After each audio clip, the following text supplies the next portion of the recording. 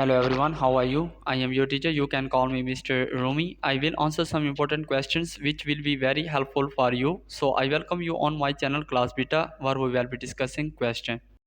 Convert 590 mmHg to ATM.